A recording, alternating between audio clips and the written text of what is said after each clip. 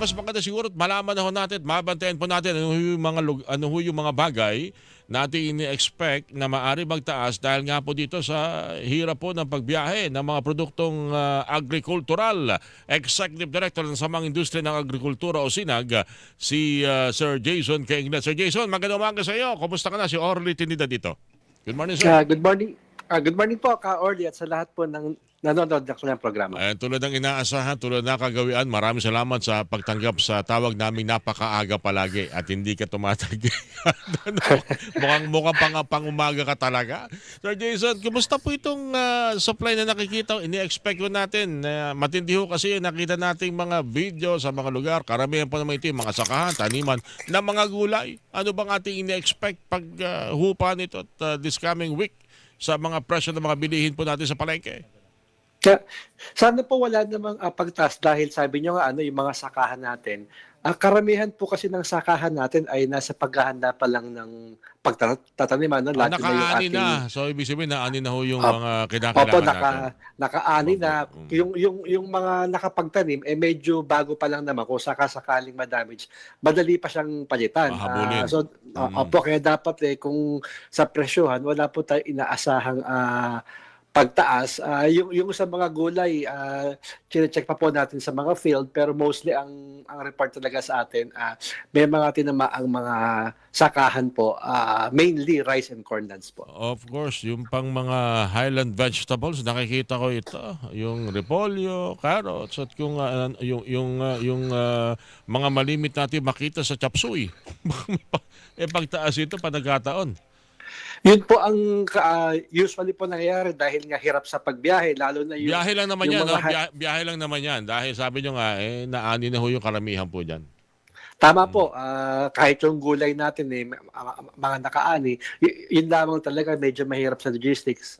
Sana po makipag-coordinate yung LGUs sa mga biyaheros at mga traders din para maiwasan nga po itong unnecessary na pagtaas. Yung po sinasabi natin, wala naman talagang dapat basis para po hindi naman masyadong mahirapan ang ating mga mamimili. Maganda yung panawagan na yan. Tulungan na maibaba yung mga produktong yan dahil hindi naman ho tayo kulang. Ang problema lang, paano ho yan ibabiyahe? Maganda po yun. Opo, tama po. At yun po ang lagi nating panawagan, lalo na yung ating mga farmers na sa mga malalayong lugar, hirap sila talagang madala sa mga bagsakan. Itong mga kanilang produkto sa panahon po ng may mga pagbaha o mahirap idaan, yung mga potikan, lalo sa highland, mahirap po talagang ibiyahe papuntang mga bagsakan po. Ang malungkot nito, parang presyo rin ng produktong petrolyo sa world market, pag medyo may aberya, tumataas. Kahit hindi naman kasi kaya ako nabanggit yan, tulad na sinasabi po ninyo, naanin Pero pag nabalitaan, may mga pagbaha, may mga palayan, may mga sakahan na talagang nilubog ng tubig o ng baha. Abay, yung mga presyong naanin na nakaraang linggo, tinataas pa rin. Opo, nauna lagi yung spekulasyon. Nandun talaga yung, kumbaga, profiteering ng ilan sa ating mga kababayan na sana naman sa tuwing panahon ng medyo hindi maganda ang panahon, maraming nasalanta, wag naman po sana pagsamantalahan. Pero tulad na inyo dinidescribe, wala na sa nagtatanim yan. Dahil andun na yan sa bagsakan o sa mga retailer o sa mga middleman, sila na mismo nagtataas talaga nito.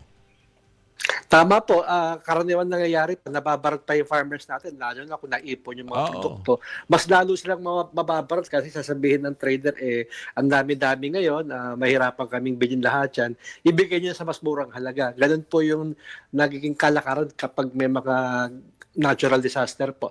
Mas naiipit ang ating mga farmers at hindi naman nakikinab ang consumers dahil pinapato nga po yung presyo dahil na sinasabing mahirap yung biyahe, logistics at iba pa pong mga pagpapalusot. Dapat pala, bagmat naunawaan natin na hirap sa pagbiyahe, dapat maging mapagbanteri ng Department of Agriculture at ang DTI para tiyakin na yung mga binababa rito at binibenta rito ay hindi ganoon kamahal dahil walang dahilan para magtaas. Opo, pero unfortunately nga po, yung monitoring at yung regulation, medyo kapos talaga sa gitna. Ang sinasabi nga natin, monitored natin yung sa producer side at sa retailer side, pero yung gitna, nandun po talaga yung kakulangan. Kaya nandun po yung laging pagsasamantala doon sa sinasabi nating unseen hands, ano? Ito yung gumagalaw mula farm gate hanggang palengke. Yun po talaga yung medyo hindi na monitor at nare-regulate Oo. ng mga iba't ibang government agencies. Yan ang dahilan kaya kinausap kita kasi tulad ng mensahe dito ng ating texter na si 4829. Pag sinabing umuulan na bumabaha na maaring dahilan ng pagtaas sa mga gulay, sinasakyan daw talaga ng mga trader. Kawawa pala yung mga producer, mga nagtatanim, yung mga farmers. Kasi binilan sila, mura, binarat pa nga, pagdating ng kinabukasan umulan, yung bumili, yung namamakyaw, tataasan naman agad. Ay mukhang doon yata meron tayong may dapat tutukan. Ano po, Sir Jason? Opo, nandun talaga yung problema natin sa value chain ng lahat ng agricultural products. Yung nasa gitna, and we're hoping na talagang kailangan yung close coordination between LGUs at mga national government agencies para tuloy-tuloy po yung pagmamonitor. Talagang yung mismong biyahero natin, ka-early, wala tayong monitoring eh. Wala tayong yung bilang kung sino-sino ba yung mga nagbabiyahe na yan. Ni wala po tayong listahan. Ni wala tayong inventory kung sino-sino po yung mga nagbabiyahe na yan.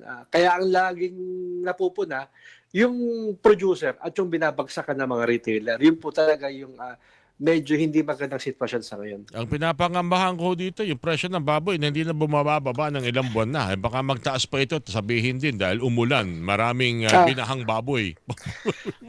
Sa totoo lang, ka-early, ang problema natin sa baboy ngayon, hindi lang nababalita masyado. Bumagsak yung farm gate mula 30 pesos hanggang 40 pesos. Bumaba po sa farm gate. Pero magkano na sa farm gate ito ngayon? Nasa 100 na lang, 110. Hindi po, ang baboy natin naglalaro sa 220 hanggang 230. Tumaas siya manok pala yung nasa isip. Pasensya na, manok pala yung nasa isip ko. Yung baboy mga 230 to 25, gano'n. 220 po hanggang 230. Malaki po ang binagsak niya, almost 30 pesos, pero hindi siya nagre-reflect sa retail. Ang pangamba natin, ka-early, baka may mga tinatamaan ng ASF dahil tag-ulan na, no? Yun po ang ating talagang problema taon-taon. Pag nagtatag-ulan, dumadami po talaga yung kaso ng ASF dahil sa tubig po dumadaan yung virus na yan, no? Talagang marami tinatamaan mga farms, lalo na yung backyard. Ang tingin natin, hindi lang nare-report ng masyado itong tinatamaan ng ASF. Pero madali nating makita, nagre-reflect po sa farm gate. Ibig sabihin, maraming nagre-release, naglalabas ng mga baboy. Most likely, mga tinamaan po ng mga backyard o mga commercial farms. Kaya po, bumagsak ang presyo sa farm gate. Sana naman, mas magtuloy-tuloy yung pagbaba ng presyo sa palengke. Unfortunately, hindi pa nga po siya bumababa. Sabi nyo nga, yung ulan, nagiging dahilan siya ng pagtaas, pero pagtingin mo talaga doon sa pinanggagalingan, sa source, bumababa pa at bumabagsak pa yung presyo sa farm gate. Okay, bantayan ko yan. Baka Andoy, paalala ko mamaya, daan ako ng palengke kasi kahapon umuulan. Tingnan ko kung magkano presyohan ngayon. So kung na yan nasa mga 200 o 190? Kung 220 ka-orly, dapat kahit kung nasa 230 ngayon ng farm gate, dapat ang liempo nasa 380 lang, 390. Yung pag nag-400 ng liempo ngayon, medyo mataas talaga yan. Yung kasim dapat bumagsak na sa 350, 360 po yan. Kung susundin natin yung cost structure ng industriya ng pagbababoy, plus 120 lang dapat sa kasim, plus 150 sa liempo mula sa farm gate price ko. Kaya po dapat talaga ay meron tayong maramdamang pagbaba dahil bumabagsak po ang farm gate in the last 5 to 6 days po. O nga pala, habol ko na lang bago tayo tuloy magtapos itong pag-uusap nito, Sir Jason. Kumusta pala yung ating mga tinutulungan ng mga mangingisda sa Taal Lake? Mukhang parang apektado pa rin yata sila ng doon, ng kanilang binibentang itim, tilapyang itim, bangus, pati tawilis kung meron tawilis pa ngayon. Oo nga po, mahirap talaga pagka kung ano kasi nababalita, apektado talaga yung sentimento ng mga mamimili kahit sinabi nating ligtas, hindi naman siya apektado nung mga napabalitang nawawala. Pero talagang mahirap mabago yung pagtingin. Kaya we're hoping na tangkilikin pa rin ang ating mga mamamayan, lalo na po yung mga ating mga mangingisda sa Taal na talagang ilang linggo na pong iniinda yung pagbagsak ng presyo ng kanilang mga Mukhang matutupad naman na- yata, aking panawagan noong nakaraang linggo na ipakita ng mga opisyal na at least kung hindi matutulungan at walang may bibigay na ayuda, ipakita lang natin na ligtas yung mga produkto doon sa pamagitan ng pagmumukbang. Kaya lang ayaw nilang gamitin ng mukbang. Ang gamit pa nila ay boodle fight. Apo.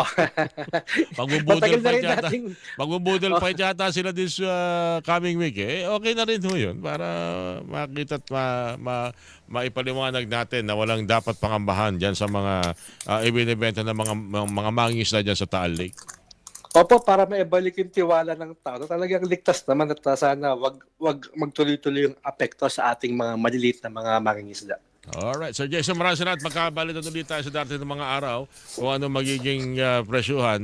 Sabi nyo nga, walang dahilan para magtaas dahil naani naman yung mga importante nga ani at mga nasa middleman na ho yung mga produkto ho ngayon na ating inaasahan na makikita sa mga palengke. Opo, tama po at maraming salamat po sa pagkakataon ka, Orlin. Lagi-lagi naririnig po ang boses ng ating mga magsasaka. Ingat Good po. morning po sa kanilang lahat. Thank you, sir. Sir Jason Kainglet, Executive Director sa Mahang Industriya ng Agrikultura, ang inyo po napakinggan.